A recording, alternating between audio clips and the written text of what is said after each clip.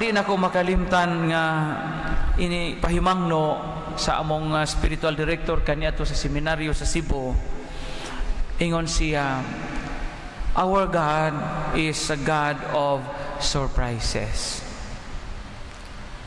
Every day He brings surprises beyond our expectations. Ang kinaiya ko no Ginoo matud pa, kanunay siyang nagpadana tog mga sorpresa o mga linaing mga gasa nga wa gani kita magpaabot. Ug mao kini ang nahitabo sa ebanghelyo karon. Sa ebanghelyo karon ni ay mga tinun-an, mga mananagat, way kuha. Huy-huy ang abaga, lapoy ang lawas. Una na ti ilang kusog tibok gabi way kuha. Way kuha. Usa ka kasinatian sa kapakyasan, usa ka kasinatian sa pagkahugno. Dili man kagway kuha na mao na ilang panginabuhian.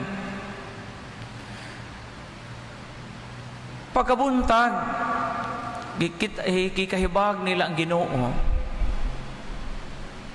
Tulo ka mga butang nga tulo ka mga gestures karon sa ebanghelyo na diin makapamalandong pud kita sa atong kinabuhi, ato nin tagsa-tagsaon og pamalandong gamay. Primero, ingon ang Ginoo, palawod kamo. Buti pasabud diha sila sa mabaw-mabaw nga dapit. Kayo mag-Ginoo palawod mo. Ikaduha, itaktak og balik inyong mga pukot. Kagitaktak naman na nila atong gabi Nya pagkabuntag way kuha ila sila giingnan sila sa Ginoong Hesus, itaktak og balik mo bito to reklamo San Pedro Ginoo. Kay bo palang ka tibok gabi jamo mi kuha ano imo ipataktak og balik. Ana ikato aron makakuha kamo. Primero, palawod kamo. Unsa may buti pasabot? Duk in altum.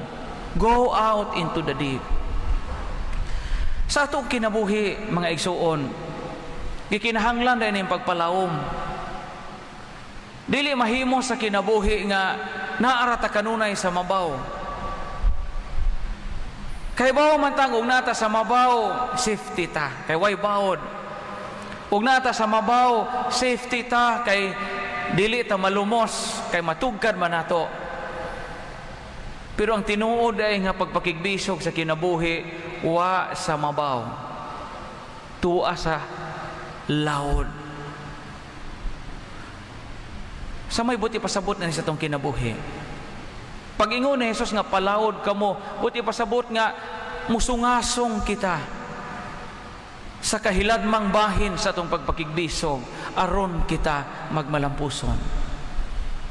Daghang mga tao nga mabaw, nara sa mabaw kutob.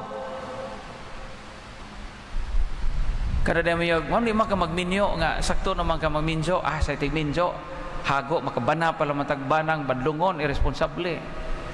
Nara ka sa mabaw kutob. Wa ka mo venture dito sa lawom nga realidad sa kaminyoon. Ngano wa ka mag-uma nga kana imong basa ay kana imong yuta kana imong basak wa may gamit. Sanggoy tigtanom og saging pader, lubing nga murag gihapon kawaton. Wa pa gani kakatanom gahisgot nagkawat. Nay mga tao nga naaras mabaw. Ang giingon sa Ginoo palawod kamo. Eskwela kay sayang. Mo di magkamo eskwela nga namo kay gasto. Maoro maghihapon. Daghang man nang eskwela padre wa man gyapon ka-apply trabaho. Kinahanglan sa kinabuhi ang pagpalawom. Inga Ginoo palawom kamo, palawod mo. I hope nasabtan ko sa unang pamalando. Ikaduhang pamalandong, itaktak og balik inyong pukot. O sa may buti pasabot ni ini?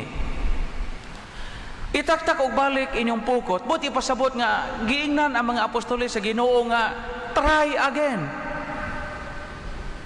Ayaw ka surrender bisag umoy kuha tibok gabi kay naa ako.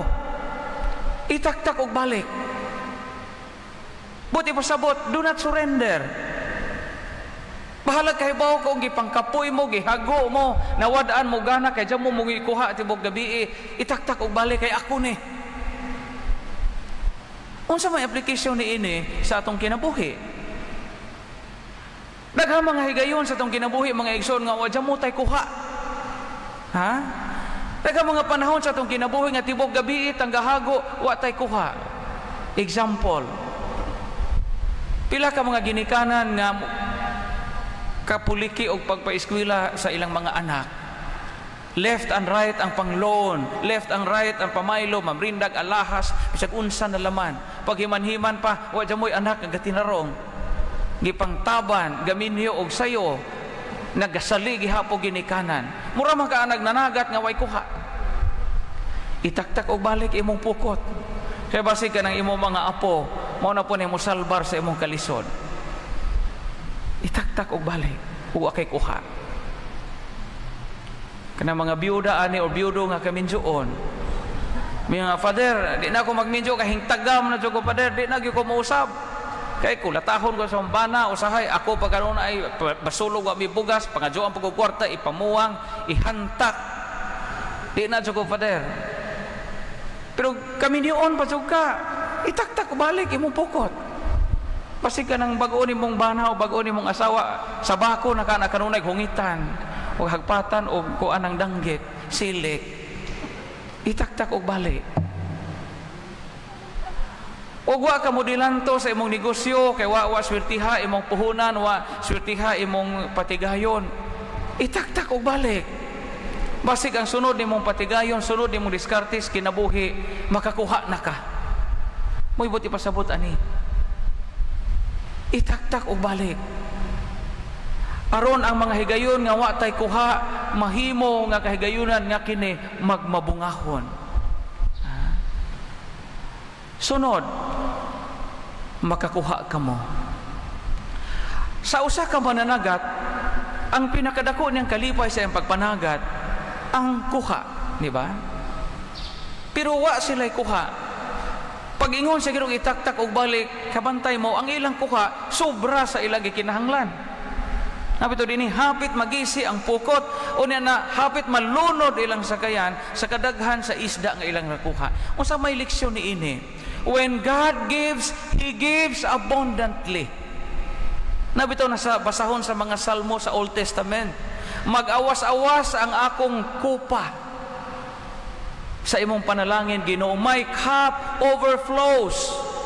Kung ang Ginoo muhatag siya nga mag-awas-awas. Mo niya. Wa sila makakuha usa ka kaldero nga igo isudan bat ang giingon sa ebanghelyo, hapit malunod ang sakayan sa kadaghan sa mga isda nga ilang nakuha, napuno ang duha ka sakayan. Ingon ani ang Ginoo og mohatag og panalangin. He gives abundantly. He gives more than what we expect from Him. And He gives to the point nga makaamgot ag pastilan kaangay ka unworthy ba nako nga nakadawat aning maong panalangin. Mo pamalandungan nato sa tong kinabuhi karon. Pila ka mga kuha nato nga nakalimot ag pasalamat sa Ginoo. Pila ka mga kuha nato sa tong kinabuhi nga gaawas-awas. Kana imong juta nga sobra sa imong gibayan, gaawas-awas ang imong juta. Pila ra goy bayan, pero sobra sa gibayan imong yuta. Kana imong anak o mga apo nga ga sunod-sunod, mo nakaingon nga buak na imong figurines na imong bahay kay mga langas o mga banha di ka katuog. Pero naghinubra kana nga kuha sa gasas kabinyoon sa imong mga anak. Kana imong tinigom nga usahay gikutkot og bagtok muna nimong hilaka kay di na magamit. Bali kay umpod ihatag. Gawas-awas imong kuha sa kinabuhi. And with that, daygon ang Dios, for He is the God of surprises. So tulo ka mga butang ang akong ipabaw ninyo nga pamalandong karon base sa ebanghelyo. Primero, palawod kamo. Adyaw pujo sa mabaw kay wa diha ang kuha. Buti pasabot dos pagpaningkamot sa kinabuhi. Ikaduha, itaktak og balik ang inyong pukot. Kung pakyas ka karong gabi iha, ayaw surrender, pangitag paagi nga makakuha ka. Ikatulo, ang atong kuha nagpahinumdom sa kamanggihatagon o kaayo sa Dios nga diin nag-awas-awas o nagsubra sa atong panginahanglan.